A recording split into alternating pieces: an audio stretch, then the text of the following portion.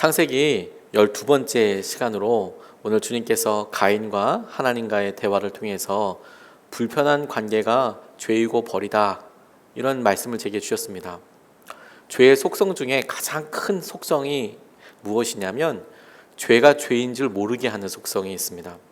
그러니까 죄를 지으면서도 그 일을 합리화시키고 혹은 다른 사람들도 다 그렇다라고 이야기하면서 그 가치와 하는 일을 평가절하하게 하고, 그리고 어느 순간에 거기에 무뎌져서 자기가 죄를 짓고 다른 사람이 피해주고 있는 것에 대해서 아무런 감각이 없어지게 되는 것, 이게 죄의 아주 큰 속성 중에 한 가지입니다. 그러다 보니까 내가 지금 내가 지금 죄를 짓고 있는 건가? 내 삶이 지금 혹시 하나님 보시기에 어떤가를 알아볼 수 있는 진단 키트 같은 것이 필요한데 그리스도의 십자가밖에 없습니다. 그런데 그 그리스도의 진단, 그리스도의 십자가 앞에 나아갈 때에 우리에게 일어나게 되는 죄로 인한 결과들이 있어요. 증상들이 있습니다. 가인을 통해서 그 증상들을 발견하게 되는데 우리의 마음속에 책임을 계속 회피하게 됩니다. 이거는 내가 한 일이 아니고 내가 책임질 필요도 없다고. 또 우리 가운데 은혜로 주신 것들이 벌 받는 것처럼 느껴지게 돼요. 아주 상반된 가치관으로 고통받게 되죠. 또 하나, 우리 주위에 불편한 관계들이 많이 생깁니다. 우리에게 불편한 관계도 있고요, 우리를 불편하게 생각하는 관계들도 생겨요. 그런데 그것이 오늘 가인의 이 말과 행동을 통해서 하나님께서 우리의 죄된 모습을 보여주시는 거울로 삼아서 우리가 같이 이 시간에 묵상해 보고 싶습니다. 정심여자 중학교에 가서 설교를 한 적이 있었습니다. 정심여자 중고등학교는 소녀원입니다. 소위 소년원이라고 우리가 부르는 어린 아이들이 잘못을 했을 때 들어가서 교육도 받고 자기가 했던 일에 대한 책임을 져야 하는 그 기간을 보내는 곳인데, 어리다 보니까 학교처럼 가르치는 것들도 있고 기술을 가르쳐 주기도 하고 그렇습니다. 제가 설교를 맡게 돼서 소녀원에 들어가서 설교를 하게 됐어요. 제가 남자이다 보니까 반응이 뜨거웠습니다. 제가 남자라는 이유 하나만으로 그곳에 다 여자들만 있기 때문에 아주 반응이 뜨거웠습니다. 그런 환대를 받아본 적이 별로 없습니다. 근데 제가 이렇게 보기에는 그냥 똑같은 아이들처럼 보였어요. 아주 애띠고 아이들이 똑같은 체육복 입고 와서 핀 꽂고 그냥 예쁘고, 어리기 때문에 예쁘고 그냥 아주 상큼한 이런 느낌? 그냥 어린 아이들이구나, 그냥 여느 중학교 고등학교 왔구나, 이런 느낌이 들었었거든요. 나오면서 그 담당 목사님께 물어봤습니다. 우리 아이들은 어떻게 여기 들어오게 됐어요? 그랬더니 제가 상상했던 것보다 더 큰 그런 이야기를 하시더라고요. 원조 교제나 뭐 이런 것들로 오기도 하고, 폭행치상 때려서 온 아이들도 있고, 폭행치사 때렸더니 그게 죽음으로 이어져서 들어온 아이들도 있다는 거예요. 그러면서 이런 이야기를 하시더라고요. 밤새도록 술을 마시면서 평소 때 자기 말을 듣지 않던 후배를 불러서 때렸다는 거예요. 밤새도록 술 마시면서. 그런데 아침에 술개에서 보니까 애가 숨을 쉬고 있지 않더래요. 그런 이야기를 천연덕스럽게 하는 아이들도 있다. 제가 그 이야기를 들으면서 참 너무 놀랐어요. 보기와도 큰 딴판이지만 우리 가운데 어림에도 불구하고, 아직 여러 경험이 없음에도 불구하고 우리 마음속에 또아리 치고 있는 죄에 대해서, 잔인함에 대해서 생각하게 되었습니다. 우리가 보통 드라마나 영화를 보다가 자연스럽게 그 이미지를 가지고 우리의 삶에 똑같다라고 생각하는 그런 오해들이 있어요. 그 대표적인 것들이 조직폭력배랑 주인공이랑 이렇게 싸우는 거 보면 막 큰 무기로 때리기도 하고 몽둥이로 때리기도 하고, 그러면 손으로 막 맞고, 그리고 방금 죽을 것 같다가 다시 일어나서 때려서 승리하고, 뭐 이런 장면들이 나오지 않습니까? 이게 사실 굉장히 과장된 거예요. 실제로 그렇게 싸움이 한번 일어나고 나면 평생 장애를 안고 사는 사람들이 대부분이랍니다. 그렇게 한번 단체로 큰 패싸움이 일어나게 되면 바로 다음날 불끈 일어나서 형님의 복수를 하기 위해서 일어날 수 있게 되는 경우는 거의 없고, 그렇게 한번 다치면 몇 년이나 혹은 평생을 절거나 아프거나 그냥 은퇴를 해야 되는 일들이 거의 대부분이에요. 사람 몸은 그렇게 강하지 않습니다. 근데 거꾸로 사람 몸은 또 그렇게 약하지도 않습니다. 그게 무슨 말이냐면, 드라마나 영화를 보면 주인공이나 거기에 어떤 집중되는 어떤 캐릭터가 한 대 이렇게 탁 치면 사람이 바로 그냥 죽거나 그러잖아요. 그렇지도 않아요. 그렇게 한 번에 사람이 죽을 만큼 그렇게 약하지 않습니다. 그것을 주인공이나 그 사람을 강조해서 그렇게 표현한 거지만, 과장해서 이렇게 표현한 거지만, 사람들은 그렇게 쉽게 죽지는 않습니다. 아주 죽음에 이를 만큼 어떤 급소를 맞았다든지, 뭐 무기로 그렇게 자기가 어떤 해를 받았다든지, 그렇지 않으면 죽지 않습니다. 가인이 오늘 아벨을 죽였다, 쳐 죽였다라고 있는 이 이야기를, 이런 오해를 좀 벗어나서 우리가 보고 싶습니다. 가인이 아벨을 쳐 죽였다. 저는 이 말씀을 묵상하면서 이것을 이렇게 바꾸어서 표현해 봤어요. 쳐 죽였다라고 이야기하니까 우리의 머릿속에는 가인이 아벨을 한 대 이렇게 툭 쳤나 보다, 그래서 죽었나 보다, 이렇게 단순하게 생각을 하지만, 이렇게 바꿔서 표현해 보면 더 실감이 나실 거예요. 가인이 아벨이 죽을 때까지 때렸다. 가인이 아벨을 죽을 때까지 때렸다. 사람은 주먹으로 때려서 쉽게 죽지 않습니다. 사람이 때릴 때에는 맞는 사람들만 상처가 나는 게 아니라 때리는 사람도 상처가 나게 되어 있어요. 때리는 사람의 손도 망가지게 되어 있습니다.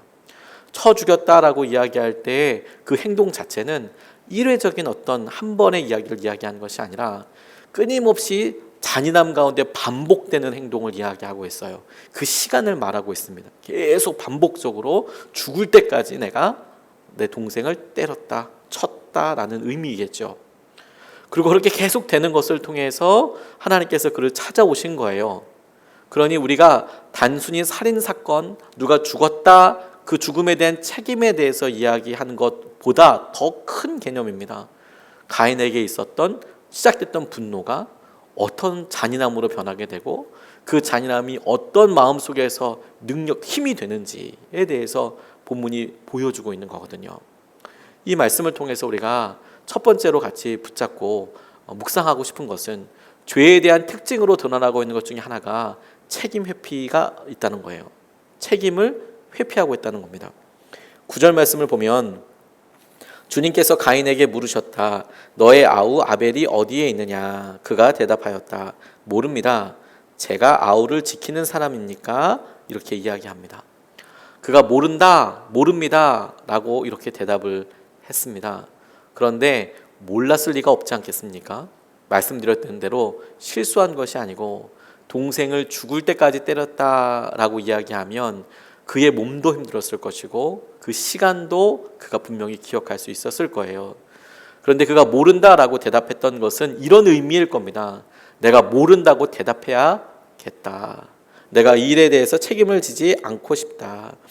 내가 그 일을 꼭 해야 하는 것은 아닌지, 내가 하나님께서 물어보실 때 내가 왜 그를 꼭 책임져고 지키고 있어야 합니까? 되묻는 것을 통해서 내가 이 일에 책임이 없고 관계가 없다고 내가 그렇게 이야기하기로 결정한 것이죠.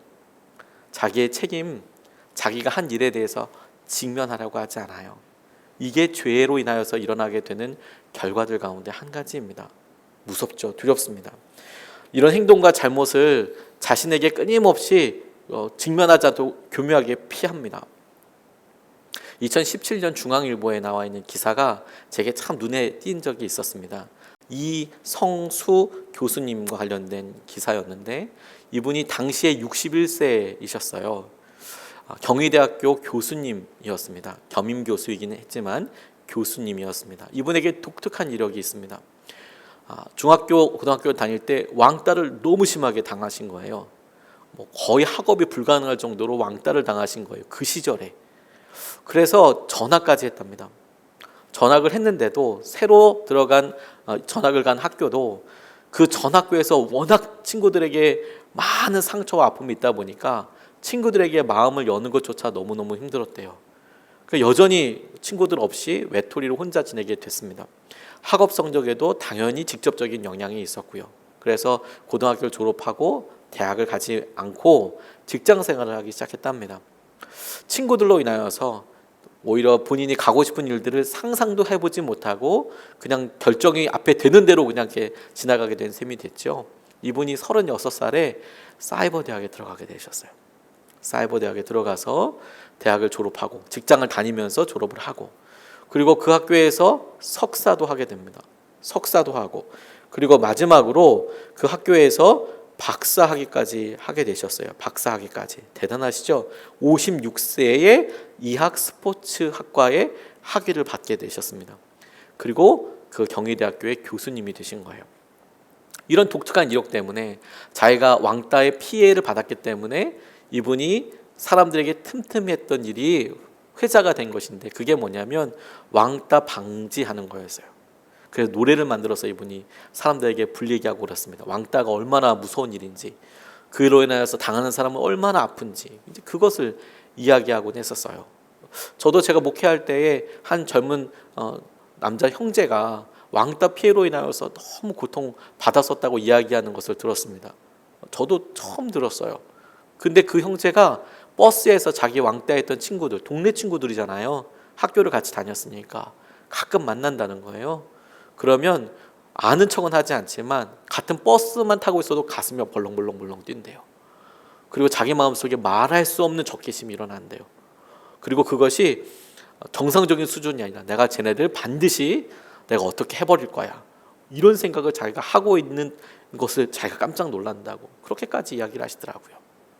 그런데 여러분, 이렇게 왕따 가해를 한 청소년들, 가해를 한 사람들을 보고 물어보면 왕따를 받은 사람이 스스로 목숨을 끊거나 아주 안타까운 사고나 결과들로 이어져서 가해한 학생들을 붙잡고 왜 그랬냐라고 물어보면 한결같이 이렇게 이야기합니다. 그렇게까지 될 줄 몰랐다고. 그렇게까지 아플 줄 몰랐다고. 걔가 그렇게까지 그렇게 결정하게 될 줄 몰랐다고 이야기를 해요. 이상하죠. 자기가 반복적인 행동으로 모욕과 수치감과 괴롭힘으로, 그것도 여러 사람들 분위기를 만들어서 집단으로 그렇게 하루 한 게 아니죠. 그렇게 계속 며칠을 하면서 그게 그런 안타까운 결과로 이어지게 될 줄 몰랐다, 그렇게 말하는 것 자체가 책임을 회피하고 자기가 하는 행동들에 대해서 잘 직면하려고 하지 않는 것이죠. 이게 죄의 전형적인 모습 중에 한 가지입니다. 자기가 한 행동들이 다른 사람들과 똑같이 섞여서 그렇게 될 수 있다라고 생각을 해요. 그냥 별거 아니다라고 합리화합니다. 김병삼 목사님이 쓰신 책에 보니까 그분이 아는 어떤 목사님 이야기가 안타깝게 나왔습니다. 이분이 목사가 된 지, 안수를 받은 지 20년이 지났지만 술, 담배를 끊지 못하셨대요. 그래서 성도들을 모르게 술, 담배를 계속 하신 거예요. 그러다가 우연히 다른 교회에 설교를 하러 가게 되셨습니다. 그런데 설교하러 갔다가 나오시는데 얼굴이 빨개지셨대요. 왜냐하면 그곳에 앉은 성도님 중에 자기가 즐겨가는 곳에 마담이 거기 앉아 있었거든요. 그 교회 교인이었거든요. 그러니까 얼굴이 시뻘개지는 거예요. 무슨 얘기를 해도 말이 안 되지 않습니까? 우리가 누군가를 만났을 때 얼굴이 시뻘거질 만한 일을 했다, 그게 죄인 거예요. 그런데 그렇게 얼굴 시뻘거질 일을 하고 있으면서 아직 그런 일을 겪지 않았기 때문에, 누군가를 만나지 않았기 때문에, 드러나지 않았기 때문에, 그러니까 여전히 그 일을 하고 있다면 그게 책임 회피라는 거예요. 내가 그 일을 반복적으로 하고 있지만 어떤 결과가 이르렀다 할 때까지 나는 그 일을 포기하지 않아 계속 할 거야. 그게 죄의 속성이에요. 주님께서 가인을 통하여 그걸 보여주십니다. 아벨이 어디 있느냐? 나는 모릅니다. 내가 지키는 자입니까? 자기가 한 일에 대해서 애써 부인해요.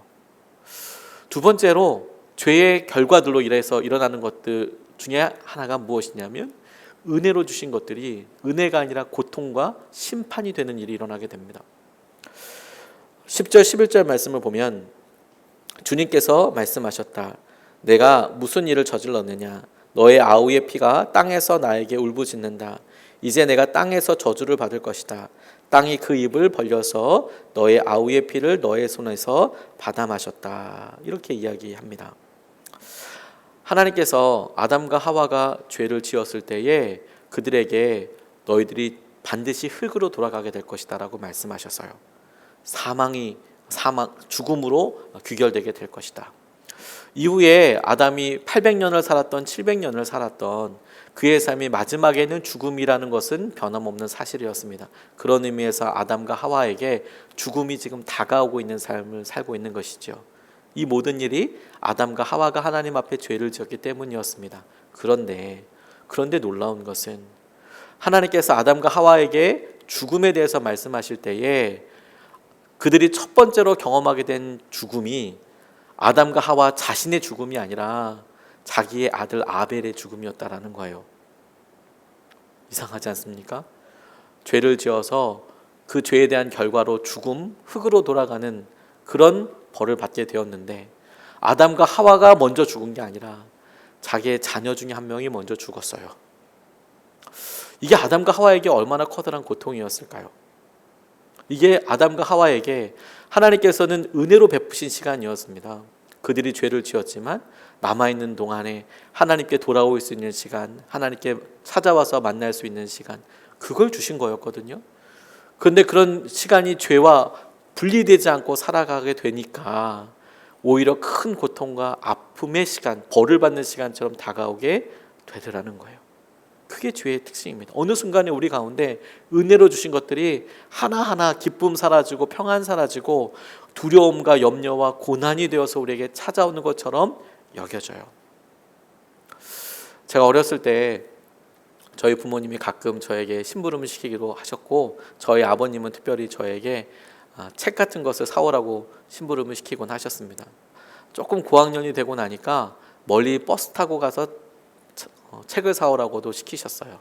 당시에는 서점이 군대에 많이 동네에도 많이 있었지만 기독교 서적을 파는 곳은 그렇게 많지 않았거든요. 제가 지금도 그 이름을 기억합니다. 청계천에서 선교 서점이라는 서점이 있었어요. 그 서점에 아버지께서 평소 때 읽고 싶었던 책을 아마 주문을 해 놓으셨나 봐요. 저한테 무슨 책을 가서 사와라, 얼마다 이렇게 얘기하시고 남은 돈은 네가 알아서 해라, 네가 용돈으로 써라 이렇게 말씀하셨습니다. 전 같았으면 아마도 갔다 와서 남아있는 그 거스름돈을 제가 썼을 텐데 그날은 날씨도 좋고 기분이 좋았는지 가기 전에 오락실에 가서 오락을 하기 시작했어요. 50원, 100원 할 때였습니다. 하나씩 하다 보니까 왕 깨고 싶은 마음에 한 번 더 하고 그렇게 하다 보니까 책값을 침범하는 금액이 이제 생기게 되는 거죠.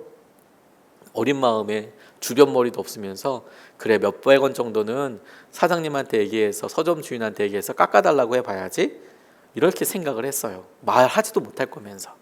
그리고 쑥 그냥 오락을 하고 그리고 청계천으로 갔습니다. 과연 그분을 만났지만 깎아달라는 말도 하지 못했습니다. 깎아달라는 말도 하지 못하고 또 책도 다 사지 못하고 그랬으면 와서 솔직하게 얘기했으면 됐을 텐데 제가 그런 일이 있고 부모님한테 혼날까 봐 거짓말을 했어요. 청계천 지나가다가 과일 장수랑 리어카랑 부딪혔는데 수박이 떨어져서 깨졌다. 그 사람이 그 수박값을 물어내라고 해서 물어줬다. 돈이 그래서 없어서 책을 못 사왔다. 이런 거짓말을 했습니다. 지금 생각해도 너무 유치하고 초등학생들이나 할 수 있는 그런 거짓말이죠. 실제로 제 교회의 형들이 제가 했던 그런 거짓말 이야기를 듣고 바로 물어봤어요. 그거 거짓말이지? 이렇게 이야기했어요. 그럴 정도였습니다. 그런데 문제는요, 저희 아버지가 그걸 믿으셨다라는 거예요. 그리고 제가 그렇게 이야기하고 그 주일 설교에 저희 아버지가 주일 설교 때 예화로 제 이야기를 했어요. 요즘 세상이 얼마나 악한지 아이가 수박을 깨트렸는데 그거 돈을 물어내라고 그렇게까지 한다. 뭐 이런 이야기를 하셨어요. 너무 무참하고 너무 마음이 아팠습니다. 왜? 그 거짓말이 만천하에 드러나게 되는 거잖아요. 사실로. 그렇게 한 번만 참으면 되는 줄 알았어요. 중요한 것은 잊을만 하면 한 번씩 그 예화를 하시는 거예요. 잊을만 하면. 너무 고통스러웠습니다. 그런 모습과 직면하게 되는 게 너무너무 힘들었어요. 부흥회를 따라가 보게 됐는데 너무 충격적이었어요. 저희 아버지 부흥회 때 그 이야기가 꼭 등장하는 거예요. 오락실 갔던 그 이야기, 오락실 얘기 빼고 뭐 수박을 깨트려서 뭐 했던 그 이야기가 아버지 집회 때도 나오는 거예요. 아버지한테 계속 그런 얘기했습니다. 절대로 내 얘기하지 말라. 영문도 모르고 저희 아버지에게 계속 그런 이야기를 했죠. 또 실제로 제 이야기를 많이 하기도 하셨지만 아주 강력하게 이야기하기도 하기도 한 번만 더 얘기하면 나 교회 안 나간다. 뭐 이렇게 이야기하기도 하고 그랬어요. 그렇게 시간을 보냈습니다. 근데 정작은 제 마음 안에 있는 이 죄에 대한 원인 아니겠습니까? 거짓말에 대한 원인 아니겠습니까? 저 스스로는 그거 몇천 원밖에 안 되는 건데, 그거 얼마 안 되는 돈인데, 실제 액수가 그렇게 많이 되지 않았거든요. 몇백 원, 몇천 원 수준이었을 거예요. 그런데 그게 뭐 큰 문제라고 생각하지 않았습니다. 근데 마음이 되게 어려웠어요. 제가 결혼할 때 저희 부모님이 저희 집사람을 보고 너무너무 좋아하시는 거예요. 그리고 결혼 날짜가 잡히고, 그리고 저희 집사람이 저희 집에 오고 그럴 때 저희 아버지 기분이 제일 좋아 보일 때 제가 얼른 사실과 진실을 밝혔습니다. 아버지, 사실은 그때 그거 거짓말이었습니다. 제가 이렇게 거짓말했습니다. 잘못했습니다. 너무 죄송하겠지만 그 말씀을 드렸어요. 근데 마음은 너무 시원했습니다. 그리고 그 다음부터는 저희 아버지가 설교 시간에 그 얘기 안 하시더라고요. 얼마나 감사했는지 몰라요. 근데 지나놓고 나니까 여러분, 제게 아주 작은 죄예요. 몇백 원, 몇천 원입니다. 그 몇백 원, 몇천 원인데 그게 설교 시간에 계속 등장하고 제 삶에서 그게 떠나지 아니하는 굴레처럼 있을 때 저와 저희 아버지 사이의 관계에 있어서 보다 더 친밀해지고 보다 더 사랑을 표현하고 마음으로 접근할 수 있는 참 좋은 기회들이 많이 사라져버렸다, 없어졌다라는 것을 알게 됐어요. 지나고 난 다음에 알았습니다. 지나고 난 다음에 그렇게 아버지께 죄송하다고, 잘못했다고 용서를 구한 다음에서야 깨달아지더라고요. 그게 무서운 거였구나. 그게 관계를 깨고, 그게 힘들게 하고, 그게 나를 오히려 고립되게 하는 굉장히 중요한 것들이었구나 라고 깨닫게 됐어요. 은혜가 여러분 어느 날 갑자기 어려움으로 다가오게 돼요. 그런데 여기서 하나님께서 다시 한번 가인에게 은혜를 베풀어 주세요. 그게 놀라운 기적인 겁니다. 또 하나님께서 가인의 그 죄를 보시고 가인의 입장을 보면 바로 죽여도, 바로 그대로 그냥 흙에 묻어버려도 정말 죄인 아니겠습니까? 근데 하나님께서 가인을 또 말을 걸어오세요. 그리고 가인에게 설득하시듯이 그가 무슨 죄를 졌는지, 어떻게 했는지를 이야기하십니다. 근데 가인은 또 그렇게 찾아오시는 하나님 앞에 또 천연덕스럽게 이렇게 이야기해요. 13절로 15절 말씀을 보면, 가인이 주님께 말씀드렸다. 이 형벌은 제가 짊어지기에 너무 무겁습니다. 오늘 이 땅에서 저를 쫓아내시니 하나님을 뵙지도 못하고 땅 위에서 쉬지도 못하고 떠돌아다니게 될 것입니다. 그렇게 되면 저를 만나는 사람마다 저를 죽이려고 할 것입니다. 주님께서 그에게 말씀하셨다. 그렇지 않다. 가인을 죽이는 자는 7갑절로 벌을 받을 것이다. 주님께서는 가인에게 표를 찍어주셔서 어느 누가 그를 만나더라도 그를 죽이지 못하게 하셨다. 이렇게 말씀하셨습니다. 가인의 넋두리, 가인의 두려움을 하나님께서 들어주셨어요. 그에게 표를 주시고 아무도 그를 해하지 못하도록 지켜주시마라고 말씀하셨어요. 죄인에게 베풀어진 또 한 번의 은혜이죠.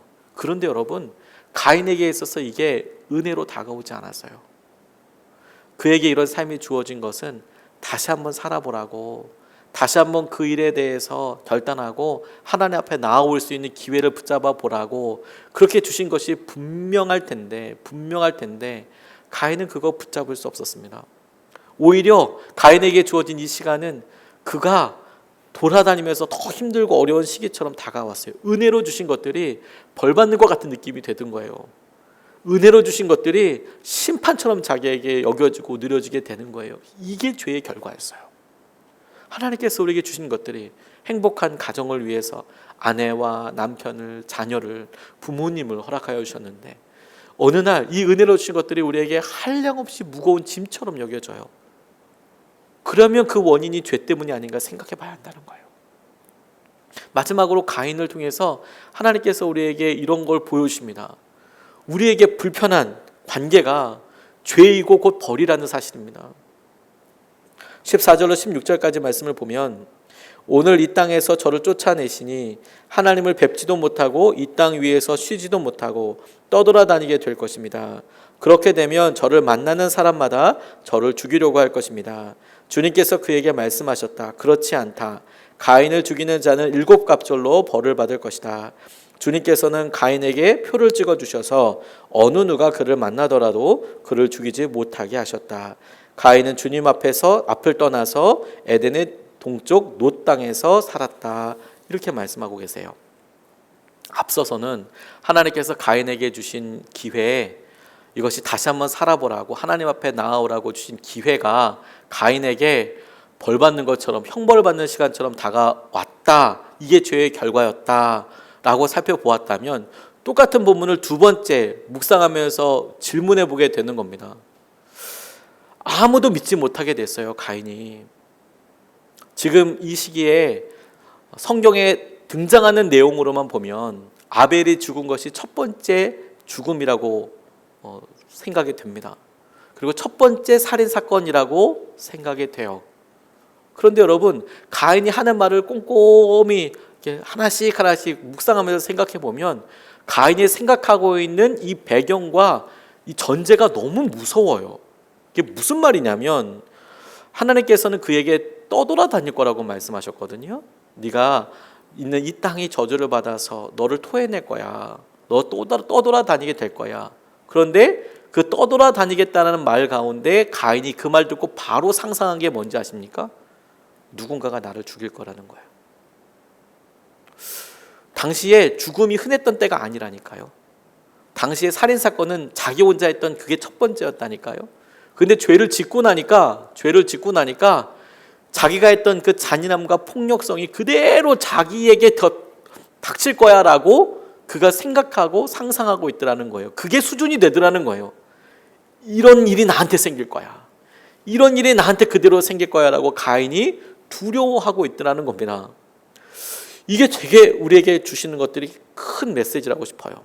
열매를 맺기 위해서 이제는 어쩔 수 없이 다른 사람 것을 뺏고 그렇게 살아야 하잖아요. 이게 불편한 관계, 아무도 믿지 않게 됐어요. 아무도 믿을 수 없게.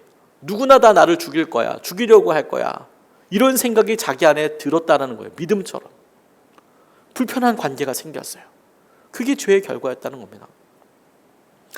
연세대학교에서 강의하고 계시는 김학철 교수님의 강의를 들은 적이 있어요.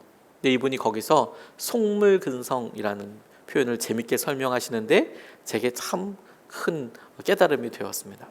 이분이 속물근성에 대해서 이야기하면서 속물이 뭐냐? 자기가 가지고 있는 것을 가지고 혹은 그 사람이 가지고 있는 것, 그것이 물질일 수도 있고 교육 수준일 수도 있고 문화적인 수준일 수도 있고 어떤 재능일 수도 있고 아무튼 그 사람이 가지고 있는 그 것, 자기보다는 더 많이 가지고 있는 그 것을 가지고 그 사람의 가치를 평가하는 것이 속물이라는 거예요. 속물. 그러니까 그 사람이 나보다 돈이 많이 있어. 그 사람은 나보다 더 가치 있어. 이게 속물이라는 거예요. 그 사람은 나보다 더 재능이 있어. 나보다 피아노를 더 잘 쳐. 나보다 뭘 더 잘해. 그 사람은 나보다 더 훌륭해. 가치를 또 정해요. 그게 속물이라는 거예요. 그 사람은 나보다 설교를 잘해. 아, 나는 그 사람 그렇게 속물 잘하니까 나보다 더 가치 있는 사람이야. 이게 속물이에요. 그 사람은 직장에서 나보다 더 탁월한 어떤 인사 고과를 받아. 그 사람은 나보다 더 탁월한 어떤 실력을 보여. 영업 실적도 좋아. 그러니까 나보다 더 가치 있는 사람이야. 이게 속물이에요. 그 사람의 가치를 결정하는 것은 그 사람이 나보다 무언가를 더 할 수 있고 무언가를 더 가지고 있기 때문이 아닌 거죠. 그런데 우리 사회가 그런 속물근성으로 아주 팽배해 있어요. 그냥 그렇게 살아가는 것이 당연하다고 생각합니다. 이런 속물근성과 속물근성을 중심으로 하는 가치관, 세계관에서는 아무도 행복하지 않습니다. 100명이 있어도요, 그 100명 중에 한 명이 잠깐 행복할까 말까예요. 왜? 1등이 하게 되면 행복하겠죠, 잠시. 그런데 그 1등을 지키는 게 평생 가겠습니까? 금방 또 순위가 바뀌어요. 그러면 또 안 행복해져요. 그게 힘든 거죠. 그게 낙담이고 어려운 거죠. 요즘 젊은 청년들도 좋아하는 예전 가수 중에서 양준일이라는 사람이 있어요. 근데 그분이 이렇게 이야기를 하는 걸 듣다가 비슷한 이야기를 하시더라고요. 의자 뺏기 게임 아시죠? 그걸 뮤지컬 체어라고 하더라고요. 영어 이름으로는. 노래를 부르고 혹은 이렇게 게임을 하다가 어떤 신호가 있으면 옆에 있는 자리에 앉는 거예요. 그러면 자리에 앉지 못하는 사람들은 이제 아웃인 거죠. 그렇게 계속 횟수를 하면서 나중에 의자가 한 개 남을 때까지 하잖아요. 그리고 마지막에 휘슬을 불던 스톱 어떻게 뭐라도 얘기해서 딱 앉아요. 그러면 한 사람 마지막 남고 한 사람까지 이제 아웃이 되죠. 근데 그 게임을 이야기하면서 이러는 겁니다. 여긴 승자가 없다라는 거예요. 무슨 소리냐? 맨 마지막까지 남은 사람이 승자 아니냐? 이렇게 생각하기 쉽죠? 아니에요. 왜 아니냐면 자기가 승리했는데 아무도 자기를 봐주지 않아요. 왜? 아웃된 사람들 다 딴 데 가버리거든요. 자기 혼자 남은데 아무도 같이 기뻐해 주지 않아요. 그러니까 게임에선 이겼지만 그런데 결국은 아무 의미가 없는 그런 게임이 됐어요. 게임은 같이 즐겁고 같이 행복하고 같이 하려고 하는 건데 결국에 하고 나니까 이거 내가 내 소원대로 내 의자는 찾았지만 내 주변에 아무도 남아있지 않게 됐어요. 그게 우리에게 명확하게 우리의 삶과 우리의 생활 근저를 누리고 있는 가치관에 대해서 보여주고 있는 겁니다. 고립감이 있어요. 그게 죄의 결과입니다. 외로움이 있어요. 아무도 믿지 못합니다. 이런 그의 생각들이 이미 죄를 기반으로 하고 있는 거예요. 잘못된 관계 그냥 놔두지 마십시오. 우리가 불편해하는 사람이 있을 수 있습니다. 그리고 우리를 불편해하는 사람도 있을 수 있죠. 그런데 그런 사람을 통해서 하나님께서는 우리의 연약함을 보여주세요. 이 잘못된 관계, 불편한 관계의 원인이 다 우리에게 있다는 것은 아닙니다. 그 사람에게도 분명히 있죠. 그런데 그런 관계가 있다고 하더라도 우리가 이런 상태를 계속 그래 너도 나한테 주니까 너 그렇게 한번 살아봐라. 나도 너도 불편하게 한다. 이런 것들 뒤에 숨어져 있는 죄의 뿌리가 있다는 거예요. 주님께서 베드로에게 이렇게 말씀하셨어요. 누가복음 22장 31절 32절 말씀을 보면 시몬아 시몬아 보아라 사탄이 밀처럼 너희를 체질하려고 너희를 소나기에 넣기를 요구하였다.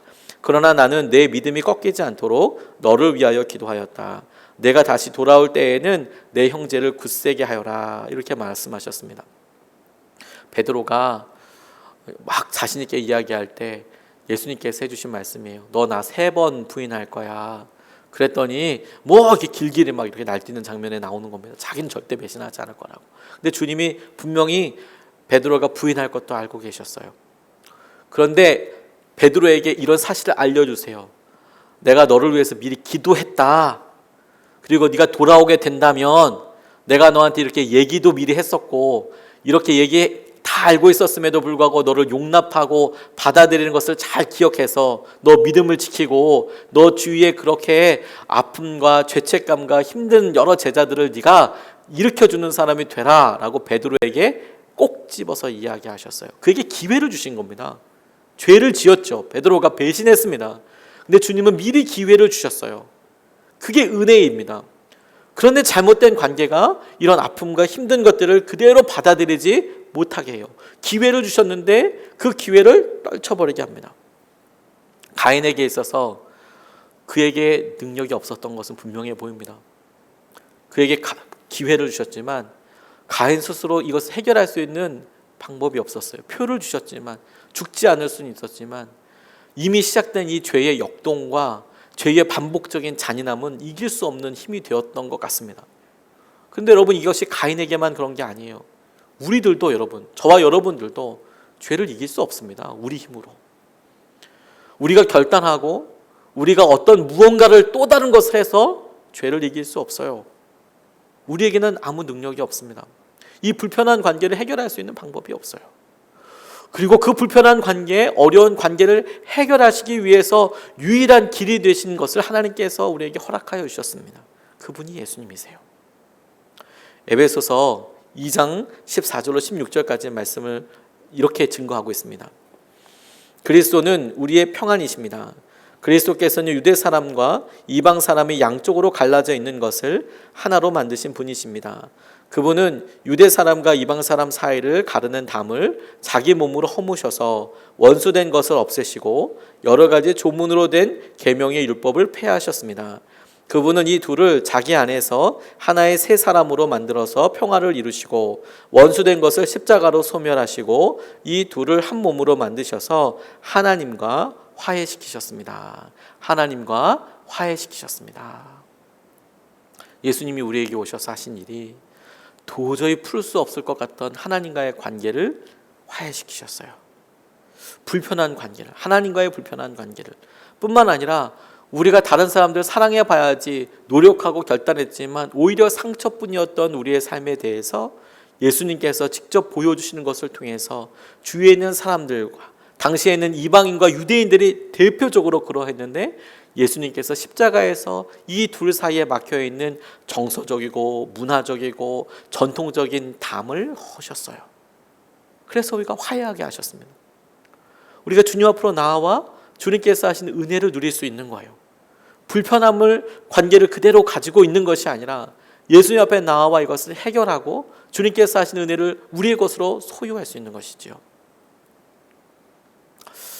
아버지, 어머니가 심하게 다툼을 하시는 가정에서 자란 자매가 있었습니다.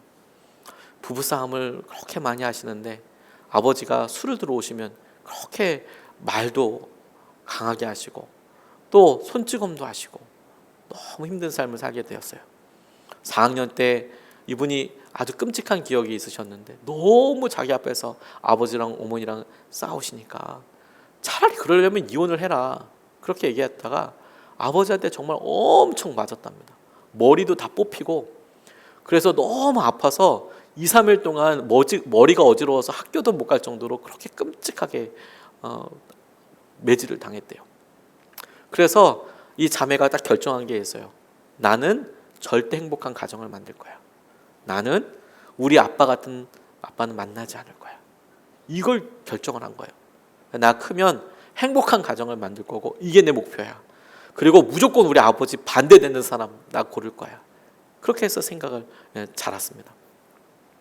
대학 졸업하고 결혼할 나이가 돼서 자기를 정말 지고지순하게 사랑해주는 남자를 만났어요. 너무 행복감을 느꼈답니다. 나를 사랑해주니까. 그래서 행복한 마음으로 그래 우리 아빠랑은 전혀 다른 사람이야. 내가 결혼해서 행복할 거야. 그리고 그 남자랑 행복하게 결혼을 했습니다. 그리고 신혼의 당분과 함께 귀한 아이도 생겼어요. 얼마나 예쁜지 딸아이가 생겼답니다. 그리고 50일 정도가 지났을 때 너무 충격적인 사건을 만나게 됩니다. 50일 정도 됐는데 남편이 출장을 가더라는 거예요. 뭐 그러려니 하고 있는데 출장 가고 나서 드러난 일이 뭐냐면 안마 시술소에도 출입하고 유흥업소도 출입하고 여러 차례 외도도 했다는 것을 알게 된 거예요. 하늘이 무너지는 것 같았답니다. 그렇게 믿었는데 내가 내 남편 믿었는데 이게 말이 되나. 남편이 와서 잘못했으니까 당연히 빌어야 하지 않겠습니까? 싹싹 빌었대요.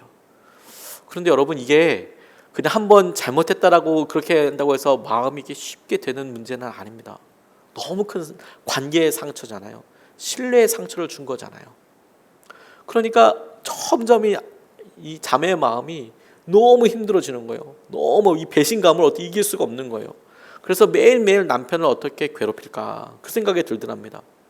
남편이 괴롭게 되는 거라면 내가 뭐든지 할 거야 하다 보니까 그렇게 사랑스러운 딸마저도 방치하게 되더라는 거예요. 네가 키워, 네가 키워 이런 식으로 얘기하고 딸도 방치하고 그리고 뭐 지옥 같은 삶을 이렇게 살게 됐대요. 자기도 지옥 같죠. 계속해서 그런 괴롭힘을 하게 되니까 네가 잘못한 걸 생각해봐. 계속 그렇게 이야기하니까 남편이 그러면 우리 이혼하자 이렇게 이야기를 하더랍니다. 그러니까 마음이 더 무너졌어요. 분명히 잘못은 남편이 한 거잖아요. 분명히 원인은 남편이 주었잖아요. 그러니까 뭐 억울한 거예요. 왜? 네가 분명히 잘못했잖아. 배신한 남편이 이제는 이혼까지 요구하니까 더더욱 용서가 안 되는 거예요. 이혼 후에 자신의 인생에 호적에 5점을 남긴 남편을 생각하니까 이거 복수해야겠다는 생각이 들더래요. 왜 나만 피해를 받아야 돼? 왜 나만 이런 삶을 살아야 돼? 너도 한번 당해봐. 이혼을 당한 이후에 탄 후에 복수의 마음으로 남편 학교에 찾아갔대요. 그리고 성매매 교수 전단지를 만들어서 학생에게 돌렸대요. 학생들에게 성매매 교수라고 이 사람. 그랬더니 그 일로 인해서 학교에서 해고됐답니다. 해고되고 나니까 해임되고 나니까요. 악을 악으로 갚았기에 후련할 줄 알았대요. 내 삶 망가진 것처럼 네 삶도 망가지면 나 참 행복하겠다 후련하겠다고 생각을 했는데 오히려 그게 아니라 이젠 정말 남편과 끝이구나 이런 생각이 들더래요. 그리고 내가 지금 도대체 무슨 짓을 한 건가 이런 생각도 들더래요. 그리고 우리 딸 보기가 너무 부끄럽다라는 생각도 들더래요. 생각이 그렇게 드니까 극단적인 생각밖에 들지 않더랍니다. 나 이거 왜 사나 이런 생각이 들고요. 그렇게 두려움이 있을 때 이분이 예수님을 만나게 되셨어요. 교회에 나오시게 되셨습니다. 처음으로 이렇게 예배당에 나오고 나니까 자기 마음속에 이야기가 들려오는 거죠. 설교 강단에서나 주위에 있는 사람들한테 이렇게 이야기를 이렇게 들리고 나니까 이미 이분 삶에서 성공에 대한 마음 다 내려놓고 이혼한 남편 이런 생각들도 이제 다 분노도 막 이렇게 생각되고 나니까 그 이혼한 남편이 긍휼히 여겨지는 마음이 있더래요. 안타깝게 여겨지는 마음이 생기더랍니다. 말씀이 가뭄의 단비처럼 이렇게 내려오기 시작하고 말씀의 통치를 받게 되니까 내가 순종하기로 결단하고 그래 말씀이 뭐라고 말씀하시는지 보자라고 보니까 통치를 받고 나니까 그러니까 서서히 자기의 모습도 조금씩 보이더래요. 자기의 죄도 보이는데 자기가 얼마나 남편을 외롭게 한 사람이었는지 남편의 음란한 행위는 분명히 죄입니다. 그건 분명한 죄입니다. 근데 그 분명한 죄와 함께 자기의 거짓된 입술과 괴사한 혀가 남편을 죽이는 것도 죄라는 것을 알았다는 거예요. 남편이 잘못을 안 했다는 게 아니에요. 잘못을 했죠. 근데 그건 분명히 죄인데 그런데 그 죄를 바라보는 자기의 행동 그래서 자기가 대응하는 그것도 죄라는 것을 말씀 가운데 들어가 보니까 이 자매가 깨닫게 되는 거예요. 근데 이분이 그렇게 깨닫고 나니까 자기는 자기에게 상처를 준 아버지를 피해서 가정을 꾸리고 행복하다고 사랑의 도피를 남편과 함께 했다고 생각을 했는데 말씀으로 깨달아지니까 너무 충격적인 것은 아버지 도피해서 남편 만났는데 자기가 남편한테 아버지처럼 행하고 있다는 것을 알게 됐다는 거예요. 자기가 남편한테 그렇게 하고 있다. 그리고 자기 딸에게도 씻을 수 없는 상처를 주었다라는 거예요. 깨끗한 호적을 지키기보다는 자신의 자존심을 더 중요하게 생각한 것이 적어도 하나님 보시기에는 내가 죄였구나라고 생각이 들었다는 거예요. 욕심과 교만과 자만을 행한 죄인으로서 하나님께는 보였겠다 이런 생각이 드셨다라는 거예요. 다윗도 여러분 그의 잘못한 것도 분명히 잘못이지만 그가 귀했던 것이 무엇이냐면 하나님 앞에 죄인인 것을 그가 깨닫게 된 거거든요. 음란함과 그런 불륜과도 같이 외도가 어떻게 쉽게 용서가 되겠습니까? 분명히 죄이죠. 근데 그 죄를 놓고 자기가 본 걸 반응한 걸 보니까 그 죄가 자기가 아무리 악한 것에 악하게 대응해 봤자 그게 하나도 갚아지는 게 아니더라는 거예요. 오히려 자기가 너무 힘들고 어렵더라는 거죠. 그런 시기가 됐을 때 이분이 자기의 이런 상황을 주위에 있는 몇몇 분들과 나누기 시작했대요. 내가 이렇게 기도해 달라고. 기도하다 보니까 남편에게 내가 순종의 언어와 진실함으로 내가 대하는 것이 필요했었겠구나. 그리고 남편이 이 여자 집사님을 너무 무서워했대요. 이 여자분을 너무 무서워했대요. 그런데 이런 일이 있고 나니까 전화 연락도 하게 되고 다시 남편이 용기를 내서 미안하다. 잘못했다. 그런데 전화할 때 그렇게 말 처음엔 해줄까 싶기도 하고 그렇게 여러 번 이미 했지만 받아들이지 않으니까 이제는 안 하는 거 싶다니 또 다시 그렇게 얘기하는데 이제는 그 말이 그래 미안한가 보다. 그 전까지만 해도 놀리는 거 아니야 이거 지금? 이거 이 지금 상황만 지금 모면하려고 그러는 거 아니야 지금 이거? 이렇게 느꼈다. 긍휼히 여기는 마음이 이제 생기더라는 거예요. 그리고 남편의 마음도 조금씩 문이 열리고 예배도 나오기 시작하더래요. 예배에 나오면서 함께 이렇게 있다 보니까 세례도 같이 받게 되고 그리고 하나님을 만나게 되더라는 거예요. 이 여자분도 자기 방어를 내려놓고 공동체와 함께 이 회파된 가정의 회복을 위해서 날마다 기도하게 되더라는 거예요. 그리고 분명히 남편이 잘못을 했지만 자기에게도 가정을 이렇게 망가뜨리고 힘들게 하는 데에 원인이 전혀 없다고 할 수는 없다는 것을 인정하게 됐어요. 내가 이것에 놓고 어떻게 될지. 그래서 남편의 십자가 지는 사랑으로 남편을 바라보게 되고 남편에 대하게 되니까 긍휼한 마음뿐만 아니라 재결합도 하게 되고 남편의 교수직도 복직하게 되었다. 그렇게 간증을 하셔요. 우리 삶의 관계가 어렵습니다. 원인을 찾아가 보면 어디서부터 잘못됐는지 모르는 일들이 거의 대부분이죠. 그렇죠? 그런데 여러분 그 모든 어려운 원인들을 다 우리 때문이라고 어떻게 이야기할 수 있겠어요? 분명히 다른 사람들에게 원인이 아마도 더 많을 가능성도 많습니다. 그런데 여러분, 이런 불편한 관계, 불편한 것들이 우리에게 있어서 우리의 잘못된 상황과 우리의 잘못된 모습과 성품과 말과 행동을 보여주기에는 하나님이 이용하시기에는 너무도 충분하고 너무도 넉넉한 은혜의 통로가 돼요. 불편한 관계가, 가인이 자기의 삶에 있어서 내가 다 다른 사람들에게 내가 죽임을 당할 수도 있고, 내가 아무도 의지할 수가 없고, 내가 무엇도 할 수 없다라고 생각하는 그런 것을 통해서 하나님께서는 죄의 힘을 보여주시잖아요. 우리에게도 똑같습니다. 하나님께서 우리에게 보여주시는 것들이 그와 같이 우리에게 도전이 되고 우리에게 주님께서 이끌어주시는 귀한 통로가 되게 하실 줄로 우리가 믿습니다. 우리의 마음을 여러분 바라보십시오. 여러분, 어느 순간에 우리에게 불편한 관계들이 많이 늘어났다면 우리가 어느 순간에 죄의 한가운데 들어와 있는 거예요.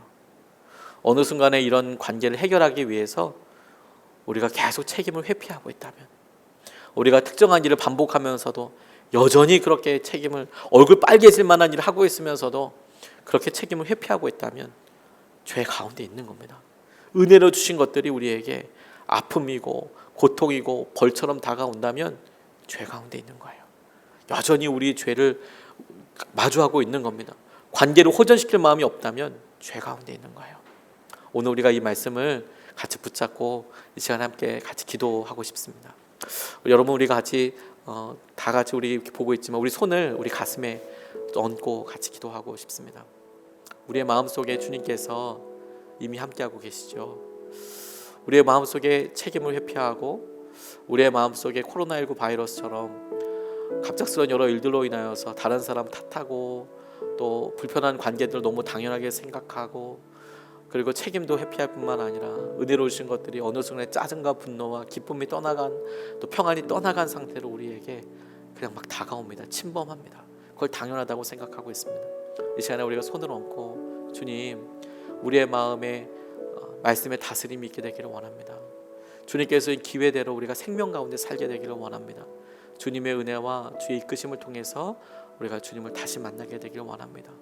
주님께서 십자가에서 주신 기회를 우리가 놀랍게 붙잡게 하여 주시고, 그래서 우리가 주님과 함께 다시 일어나고 주님께서 우리를 깨끗게 하시는 것을 경험하게 하여 주시옵소서. 오늘 우리 말씀 붙잡고 같이 이 시간에 함께 기도하시겠습니다.